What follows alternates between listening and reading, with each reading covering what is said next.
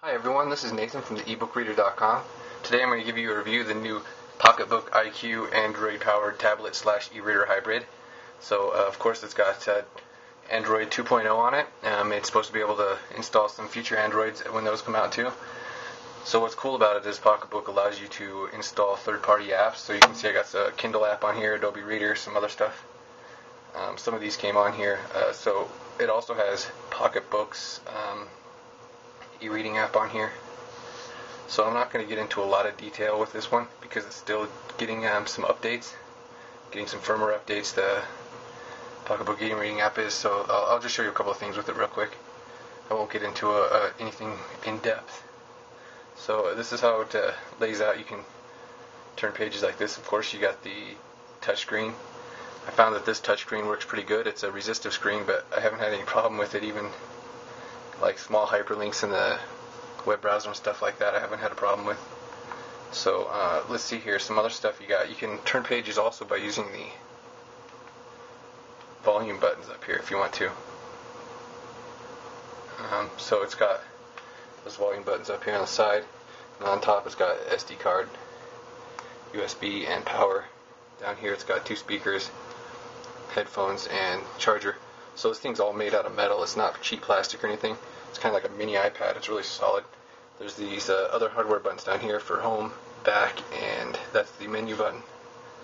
Like I said, it's going to be getting some firmware updates. The accelerometer has some problems with the eBook reader function. It kind of goes a little haywire like that. So some other options you got down here. You can also turn pages if you just want to do that instead of the swipe. You got these little buttons down here. And this is another way to adjust the font size. And that locks the orientation right there so it doesn't go haywire. Okay, so some other stuff in the menu options. You got bookmarks, notes. So those notes are pretty cool. It saves it into this other note app. So you can come in here and choose different things to do with that. You can pop up the keyboard to type your own notes or whatever. You can highlight. It's different with the PDFs. I'll show you with that in a little bit. But let me go back here. So here's the note app. This is really cool. You can add notes, add handwritten notes. Choose a color.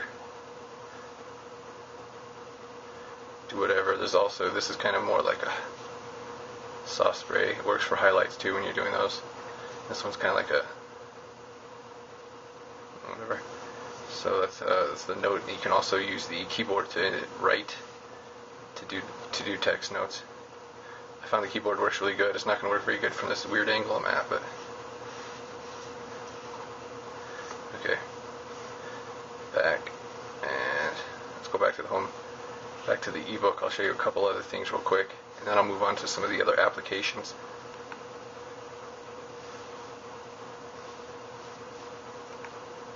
So like I was saying, you can install third-party apps on this thing. It's really cool about that.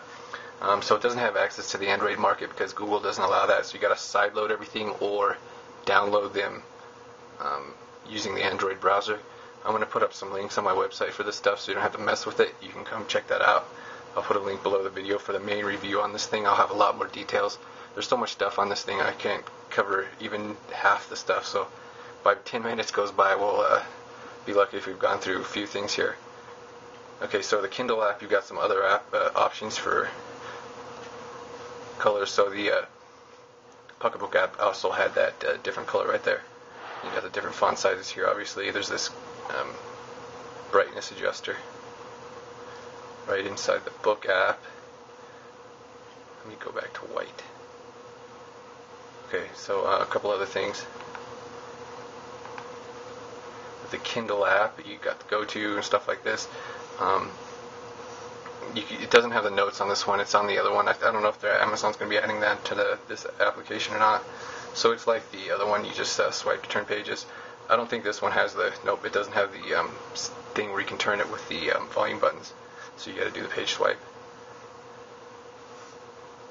Okay, there's this other eBook Reader app I got on here that's pretty cool. It's for DRM-free EPUBs. It's got all kinds of different customizing options. If you want, you can go back to your home menu. I'll show you in a second. You can add all your books to. There's different home pages. You can add different widgets. So look at that color, I got that thing set crazy. So you come in here, there's a whole bunch of different settings for font settings, themes, day theme. So you can set the background color. There's a whole bunch of stuff in here. This is a really cool app actually. A little bit easier to read with that one, I'd say. So yeah, like I said, there's a whole bunch of different font types. It's a pretty cool app to read EPUBs with. Okay, so I'm going to move us back out of here. Got to move along pretty quickly to get along to some of these other features. Like I was saying, so the home menu, you've got this other home menu to the side over here. I'm at an awkward angle. You can add different, you can add your books to this. It's got this widgets right here. You can add shortcuts, folders, do whatever. So I downloaded Pandora, so I can listen to Pandora Internet Radio on here. It works pretty good. So I'll show you. You can put all your applications. I got them over. They're still over here in the programs. So like I said, you can download third-party apps. I got YouTube on here. So a lot of these didn't come with it, but I added them on here. Pandora, Meridian. So you can. There's actually another video player as well, but you can use this one to watch videos. I think it supports MP4 format. Okay, so let's go back out of here. So yeah, like I said, with all these apps, you can install all kinds of stuff. There's already a bunch of different dictionaries. Well, there's actually 2 dictionaries, but you can install different dictionaries through PocketBook. And then there's dev tools. If you know Android, you're probably gonna have a lot of fun with this. It also comes with a AC charger and let's see here. It's got this slip cover it comes with. It's pretty nice. It fits it pretty good. So some other things. Let me show you the internet real quick here. I don't think I have the wireless set on, so let's go set that up real quick. Turn on Wi-Fi. Okay. It'll take it probably, I don't know, 15 seconds. Some other stuff. You got a whole bunch of different settings in here. Go into manage your apps. Check the running services. And there's your notifications bar up there.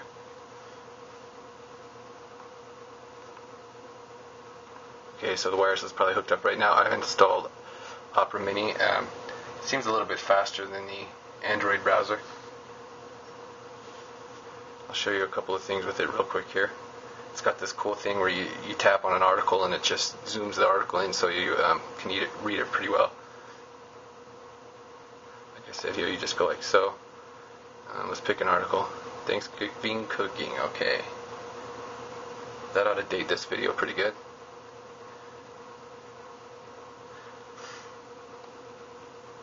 So yeah, you double tap on like the article right here and you can just go like that. It's a pretty long article, huh? Video gallery. So a bunch of different settings in here.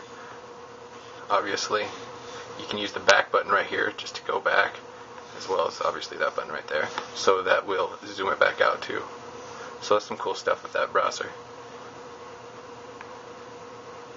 Found, like I said, the hyperlinks were good, even those little tiny ones. Obviously, it's got the Android browser. Pandora Radio, that's pretty cool. Like I was showing you earlier, you can do. There's all these other apps that came with it as well. Some sort of you can come in here, change the settings for various settings. Calculators, calendar, you got email. So yeah, this thing's got a lot of cool features, that's for sure. I'll show you the Adobe Reader real quick. So here's where you go to set up your apps. It downloads them to the SD card, and then you can just put it into your SD card.